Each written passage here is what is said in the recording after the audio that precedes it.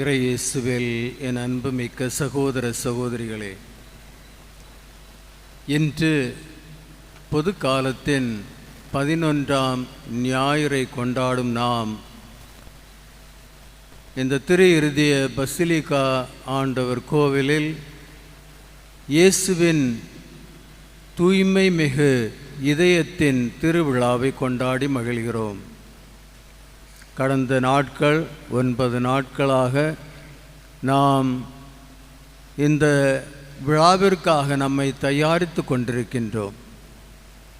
இயேசுவின் திரு இருதய விழா கழிந்த வெள்ளிக்கிழமை கொண்டாடப்பட்டது. இன்றும் அந்த விழாவை நாம் கொண்டாடி திரு இருதய ஆண்டவருக்கு நன்றி செலுத்த கூடியிருக்கின்றோம். அவருடைய அன்பை இன்னும் அதிகமாக உணர்ந்து அந்த அன்பில் நிலைத்திருந்து நம்முடைய வாழ்க்கையை நடத்த நாம் இன்று அவருக்கு செவிமடுப்போம். அக்டோபர் 24, 2024 ஆண்டு திருத்தந்தை பிரான்சிஸ் திலக்சித் நோஸ் என்ற தனது 4வது சுற்றுமடலை நமக்கு அளித்தார். அந்த சுற்றுமடல் திலக்சித் நோஸ், அவர் நம்மை அன்பு செய்தார் என்ற தலைப்பில் அந்த சுற்றுமடல் அடங்கியுள்ளது. அந்த சுற்றுமடல் வழியாக திருத்தந்தை பிரான்சிஸ் இயேசு நம்மை எப்படி அன்பு செய்தார் என்பதை அவர் விரிவாக விளக்கமாக அதில் அதை எடுத்து கூறுகிறார். அது மட்டுமல்லாமல் மேலோட்டமான இந்த உலகத்தை விடுத்து நம் வாழ்வின் மையத்திற்கு கடந்து செல்ல அவர் அழைப்பு விடுக்கிறார். இன்னும் அந்த சுற்றுமடல் வழியாக இயேசுவின் திரு இருதய பக்தி முயற்சிகளையும் நமக்கு எடுத்துரைக்கிறார். எனவே அந்த சுற்றுமடல் வழியாக கடவுளின் அன்பு இயேசு வழியாக வெளிப்படுத்தப்பட்ட அந்த இயேசுவின் திரு இருதயத்தை பற்றி விளக்கமாக அந்த சுற்றுமடலில் நமக்கு எடுத்துரைத்திருக்கின்றார். அன்பார்ந்த சகோதர சகோதரிகளே, தொடக்க திரு அவை தந்தையர்கள், த ஃபாதர்ஸ் ஆஃப் த சர்ச், முக்கியமாக புனித அகஸ்தீனார், புனித ஜான் கிறிஸ்டோஸ்டம், இவர்கள் திரு இருதய பக்தியை பற்றி விளக்கமாக நமக்கு எடுத்து கூறியிருக்கிறார்கள். அதை பற்றி எழுதியிருக்கின்றார்கள். குத்தி திறக்கப்பட்ட விழாவை பற்றி எழுதியிருக்கின்றார்கள். இயேசுவின் அன்பு குறித்து அங்கே எழுதியிருக்கின்றார்கள். குத்தி திறக்கப்பட்ட விழாவில் இருந்து இரத்தமும் தண்ணீரும் வெளிவந்தன. அது இயேசுவின் அன்பை நமக்கு காட்டுகிறது. அவர் தன்னுடைய அன்பினால் நம்முடைய பாவங்களை கழுவி திருமுழுக்கென்ற அருட்சாதனத்தை நமக்கு அளித்து நம்மை தூய்மையாக்கி தன்னுடைய உடலும் இரத்தத்தையும் நமக்கு கொடுத்து அவர் அன்பினால் நம்மை ஊட்டம் செய்கின்றார். அதைத்தான் அந்த திரு அவை தந்தையர்கள் நமக்கு எடுத்து கூறுகிறார்கள். மத்திய காலத்தில் மறைஞானிகள் புனித ஜெட்ரூட், புனித மெக்டில்ட், இவர்களும் திரு இருதய ஆண்டவரிடமிருந்து பல காட்சிகளை பெற்று திரு இருதய ஆண்டவரின் அன்பை அனுபவித்தவர்களாக இருக்கின்றார்கள். அதில் மிகவும் சிறப்பானவர்தான் புனித மார்கரெட் மேரி அலகோக். அவர்கள் புனித மார்கரெட் மேரி அலகோக் 1647 ஆண்டிலிருந்து 1690 ஆண்டு வரை வாழ்ந்தவர். திரு இருதய ஆண்டவர் அவருக்கு பல முறைகள் காட்சி அளித்து தன்னுடைய திறந்த இதயத்தை அவருக்கு காட்டி திரு இருதய பக்தியை பற்றி விளக்கமாக புனித மார்கரெட் மேரி அலகோக்கு அவர் வெளிப்படுத்தி இருக்கின்றார். புனித மார்கரெட் மேரி அலகோக் வழியாகத்தான் இந்த திரு இருதய ஆண்டவருடைய பக்தி உலகெங்கும் பரவலாயிற்று. இயேசு தன் இதயத்தை திறந்து காட்டி திரு இருதய பக்தி முயற்சிகளை தொடங்குமாறு மார்கரெட் மேரி அலகாக்குக்கு அழைப்பு கொடுக்கிறார். மனம் திரும்புதல், நற்கருணை ஆராதனை, முதல் வெள்ளி பக்தி, முதல் வெள்ளி நற்கருணை ஆராதனை, முதல் வெள்ளி பாவ சங்கீர்த்தனம் செய்து நற்கருணை உட்கொள்ளும் அந்த பக்தி முயற்சி, திரு இருதயத்திற்கு தன்னையும் தன்னுடைய குடும்பத்தையும் இந்த உலகத்தையும் அர்ப்பணம் செய்தல் மற்றும் நம்முடைய வீடுகளில் திரு இருதய படம் ஸ்தாபித்தல், இந்த பக்தி முயற்சிகளை புனித மார்கரெட் மேரி அலகாக் தன்னுடைய இயேசு திரு இருதய ஆண்டவர் தன் இதயத்தை திறந்து காட்டி அவருக்கு காட்சியளித்து இந்த திரு இருதய பக்தி முயற்சிகளை உலகமெங்கும் எடுத்துரைக்க அவருக்கு அவர் கட்டளையிட்டிருக்கின்றார். புனித 9ஆம் பயஸ் அகில உலக திரு அவையின் கொண்டாட்டமாக திரு இருதய ஆண்டவரின் திருவிழாவை நமக்கு அவர் அளித்துள்ளார். இது திரு இருதய ஆண்டவருடைய திருவிழா. அகில உலகெங்கும் அதை கொண்டாட வேண்டும் என்று அவர் நமக்கு கட்டளையிட்டுள்ளார். 13ஆம் திருத்தந்தை 13ஆம் லியோ உலகம் அனைத்தையும் திரு இருதயத்திற்கு அர்ப்பணித்து ஜெபிக்க நம்மை அழைத்துள்ளார். அதேபோல் திருத்தந்தை 11ஆம் பயஸ் இரக்கம் நிறை மீட்பர் என்னும் ஒரு சுற்றுமடல் வழியாக 1928ஆம் ஆண்டு திரு இருதய பக்தியை உலக அறிய அவர் செய்தார் தன்னுடைய சுற்றுமடல் வழியாக. எனவே திரு இருதய ஆண்டவருடைய பக்தி நம்முடைய ஆன்மீக வாழ்வுக்கு மிகவும் முக்கியமானதாக இருக்கின்றது. திரு இருதய ஆண்டவருடைய பக்தி நம்முடைய வாழ்க்கைக்கு மையமாக இருக்க வேண்டும் என்று நான் கருதுகிறேன். ஏனென்றால் அங்கேதான் நாம் அந்த அன்பை அனுபவிக்கிறேன். திரு இருதய ஆண்டவர் என்பது கடவுளின் அன்பை மக்களுக்கு வெளிப்படுத்துவதுதான். இன்றைய முதல் வாசகத்திலே இணைச்சட்ட நூலிலிருந்து நாம் வாசிக்க கேட்டது என்ன?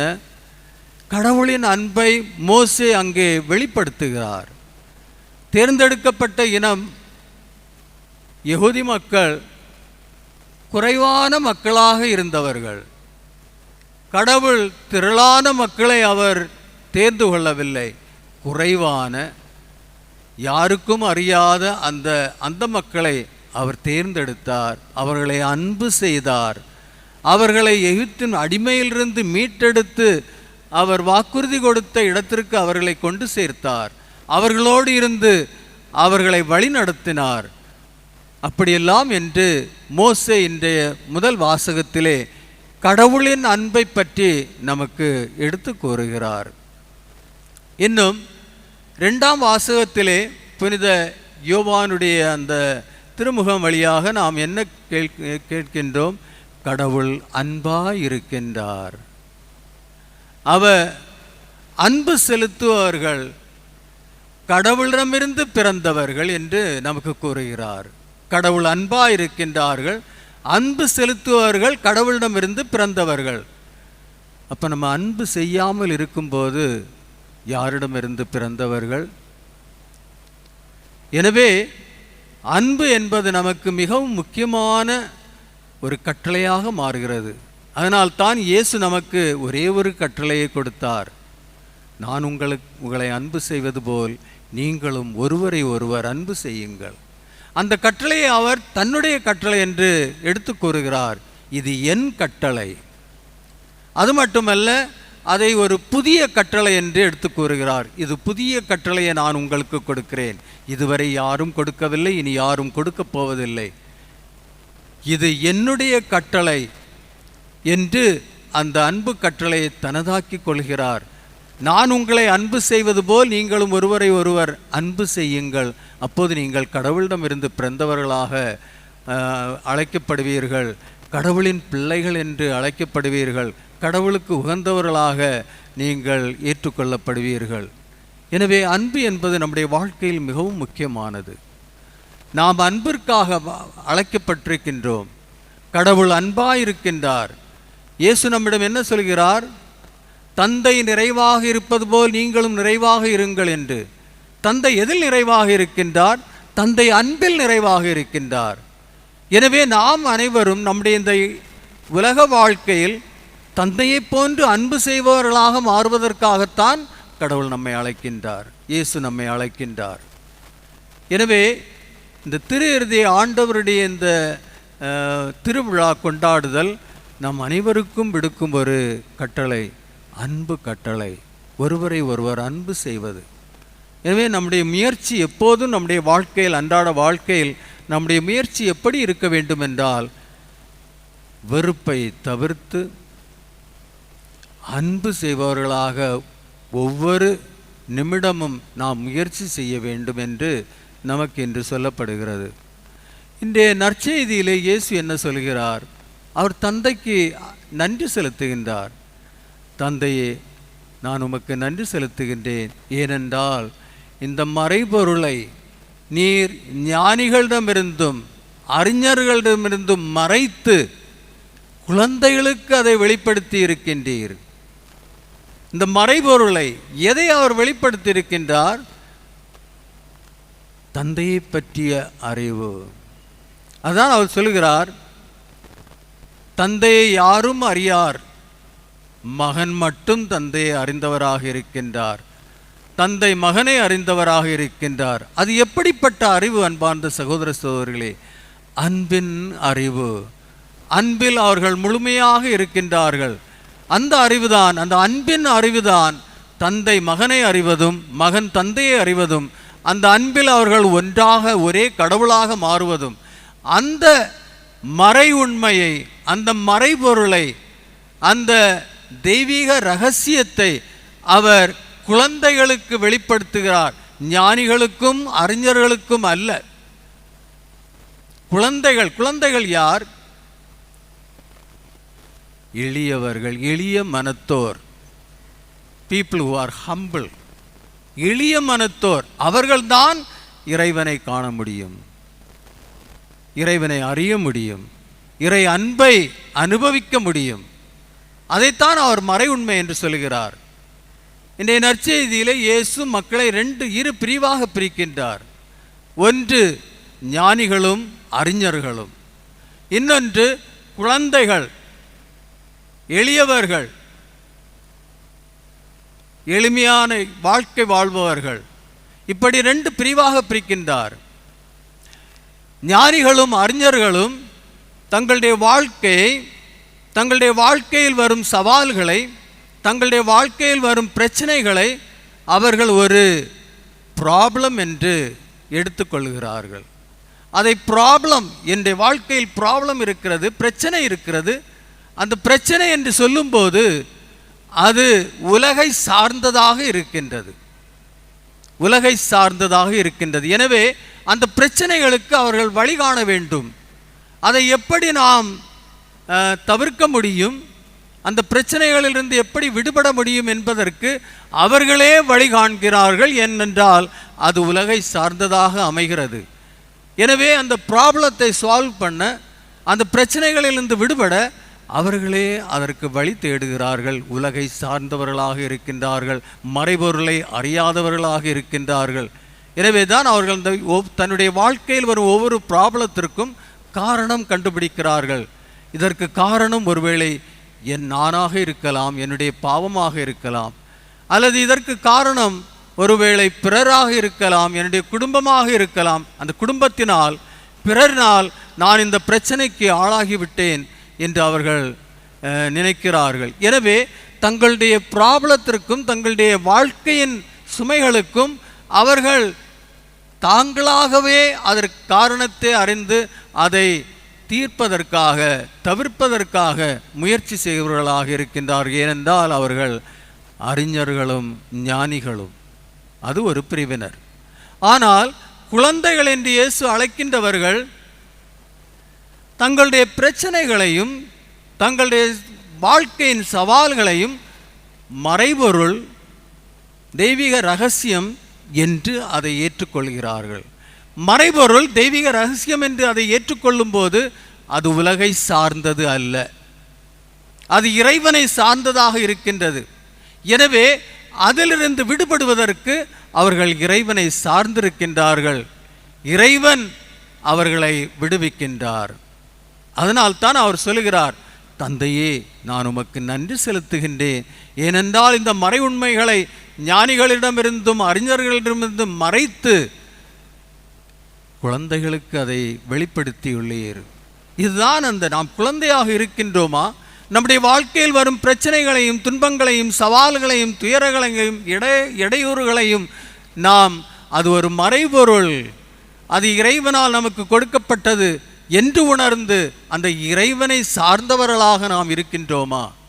அந்த இறை அன்பை நாம் சுவைத்து பார்க்கும்போது நம்முடைய வாழ்க்கையில் வரும் எல்லா பிரச்சனைகளையும் அந்த இறைவனிடம் நாம் எடுத்து செல்பவர்களாக இருப்போம். ஏனென்றால் அவருடைய அன்பு வல்லமை உள்ளது. அந்த அன்பினால் தான் அவர் நம்மை உருவாக்கினார், நம்மை வழி நடத்துகிறார். நாம் இருப்பதும் நடப்பதும் நாம் செய்வதும் எல்லாம் அவருடைய அன்பால். எனவே அவரை சார்ந்தவர்களாக நாம் இருக்க வேண்டும். அதனால்தான் அவர் நம்மை குழந்தைகள் ஏனென்றால் கடவுள் அன்பாயிருக்கின்றார். புனித யோவான் தன்னுடைய திருமுகத்தில் சொல்வது போல கடவுள் அன்பாயிருக்கின்றார். அன்பு செய்பவர்கள் கடவுளிலிருந்து பிறந்தவர்கள், அவர்கள் கடவுளின் குழந்தைகள். அதைத்தான் அவர் விளக்கமாக இந்த நற்செய்தியில் எடுத்து காட்டுகிறார். அதனால் தான் இயேசு என்ன சொல்கிறார்? அதன் பிறகு, பெரும் சுமை சுமந்து சோர்ந்திருப்பவர்களே எல்லோரும் என்னிடம் வாருங்கள்.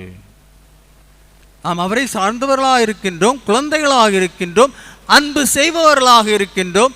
அன்பு செய்வர்கள் சில நேரங்களில் நம்ம என்ன சொல்கிறோம்?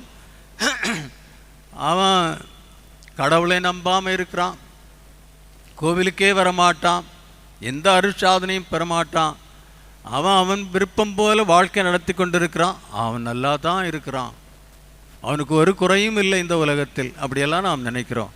நான் தினமும் கோயிலுக்கு போய் பாவ சங்கீர்த்தனம் செய்து நன்மை எடுத்து திருப்பலி ஒப்புக்கொண்டு ஜெபம் செய்து எல்லா நடத்திலும் ஆனால் என்னுடைய வாழ்க்கையில் பிரச்சனை. அதனால்தான் இயேசு நம்மிடம் என்ன சொல்கிறார்? அன்பார்ந்த சகோதர சகோதரிகளே, பெரும் சுமை சுமந்து சோர்ந்திருப்பவர்களே நீங்கள் எல்லோரும் என்னிடம் வாருங்கள், நான் உங்களுக்கு இளைப்பாறுதல் கொடுப்பேன். நம்முடைய அறிவாலும் நம்முடைய ஞானத்தாலும் அல்ல, இறைவன் மீது கொண்டிருக்கும் அந்த அன்பினால், பிறர் மீது கொண்டிருக்கும் அந்த அன்பினால் எந்த பிரச்சனை வந்தாலும், நம்முடைய வாழ்க்கையில் எந்த சூழ்நிலை இருந்தாலும் அவர் நம்மை அழைக்கின்றார். பெரும் சுமை சுமந்து சோர்ந்திருப்பவர்களே நீங்கள் எல்லோரும் என்னிடம் வாருங்கள், நான் உங்களுக்கு இளைப்பாறுதல் அளிப்பேன். அதுதான் இறுதி ஆண்டவருடைய முக்கியத்துவம், அவருடைய தன்மை. இறுதி ஆண்டவர் அன்பால் நிறைந்தவர், அவர் நம்மை அழைக்கின்றார். அவருடைய இதயம் நமக்காக திறந்திருக்கின்றது அன்பு செய்வதற்காக. எனவே அவர் தம்மிடம் நம்மை அழைக்கின்றார். என்னிடம் வாருங்கள், நான் உங்களுக்கு இளைப்பாறுதல் கொடுப்பேன். என் நுகத்தை எடுத்து என்னோடு இணைந்து அந்த நுகத்தை எடுத்து செல்லுங்கள். என் நுகம் அழுத்தாது, என் நுகம் எளிது என்று நமக்கு வாக்குறுதி அளிக்கிறார். அதன் அர்த்தம் என்ன அன்பார்ந்த சகோதரர்களே? நுகம் அது நம்முடைய வாழ்க்கை. நுகத்தில் மாட்டி நம்முடைய வாழ்க்கையை நாம் எடுத்து செல்ல வேண்டும். என்னை பின் செல்ல விரும்பவன் தன்னை மறந்து தன் சிலுவையை சுமந்து கொண்டு என்னை பின் செல்லட்டும். இயேசு அந்த சிலுவையை சுமந்து கொண்டு போனார். நம் அனைவருடைய பாவ சுமைகளை அவர் சுமந்து கொண்டு போனார். அவர் நம்மை அன்பு செய்ததால் அந்த சுமைகளை அவர் சுமந்து கொண்டு போனார். இன்று அவர் நம்மை அழைக்கின்றார். என் நுகத்தை ஏற்றுக்கொண்டு என்னோடு இணைந்து பயணிக்க முயற்சி செய்யுங்கள் என்று இறுதி ஆண்டவர் நமக்கு அழைப்பு கொடுக்கிறார். நுகம் என்றால் என்ன? நமக்கு நன்றாக தெரியும். விவசாயிகள் நுகத்தில் 2 காளைகளை மாட்டுகிறோம். 2 காளைகள். அவர்கள் சொல்வது என்னவென்றால், எக்ஸ்பர்ட்டான காளை எப்பவும் நுகத்தில் மாட்டி உழுது இதெல்லாம் செய்கின்ற எக்ஸ்பர்ட்டான காளை, அதை இடது பக்கத்தில் தான் அவர்கள் கட்டுவார்கள். முதல் முறையாக நுகத்தில் இழுத்து செல்லும் காளை, அனுபவம் இல்லாத காளையை வலது பக்கத்தில் என்றால் வலது பக்கத்தில் அதிக பாரமும் இருக்காது என்று அவர்கள் சொல்கிறார்கள். எனவே என்னுடைய நுகத்தை எடுங்கள், என்று இயேசு நமக்கு அழைப்பு விடுக்கும்போது அவர் எங்கே இருக்கிறார் அன்பார்ந்த சகோதர சகோதரிகளே? ஒரு நுகத்தில் 2 காளைகள் தேவைப்படுகின்றன. அவர் ஏற்கனவே இடது பக்க நுகத்தில் அவர் மாட்டி அங்கே நமக்காக காத்திருக்கும் ஒரு கடவுளாக இருக்கின்றார். அந்த அன்பான கடவுள் ஏற்கனவே நுகத்தில் தன் கழுத்தை கொடுத்து மாட்டி அங்கே வலது பக்கத்தில் அவரோடு சேர்ந்து அந்த நுகத்தை எடுத்து செல்ல, அந்த வாழ்க்கையை முன்னோட்டி செல்ல அவர் நமக்காக காத்திருக்கின்றார். அதனால்தான் அவர் நமக்கு அழைப்பு விடுகிறார். என் நுகத்தை எடுத்து அவர் ஏற்கனவே he has already been yoked in the yoke and the other side is empty waiting for me to join him. அவரோடு இணைந்து வாழ்க்கை வாழ அவர் நம்மை அழைக்கிறார். பெரும் சுமை சுமந்து சோர்ந்திருப்பவர்களே எல்லோரும் என்னிடம் வாருங்கள், நான் உங்களுக்கு இளைப்பாறுதல் அளித்தேன். என் நுகத்தை எடுத்து என்னோடு இணைந்து தன் வாழ்க்கையை முன்னோட்டி எடுத்து செல்லுங்கள் என்று நமக்கு இன்று அழைப்பு விடுகிறார் திரு இருதய ஆண்டவர்.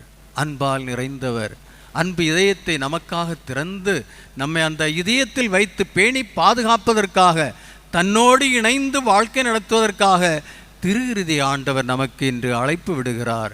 எனவே அன்பார்ந்த சகோதர சகோதரிகளே, திரு இருதய பக்தியை நாம் சிறப்பாக நம்முடைய வாழ்க்கையில் ஏற்று அதை செய்து இயேசுவோடு இணைந்து, இயேசு அன்பு நமக்காக அன்பு செய்யும் அந்த இயேசுவோடு இணைந்து நம் வாழ்க்கையை தொடர்ந்து நடத்த இன்றைய திருப்பலியிலே நாம் இறைவனை வேண்டுவோம்.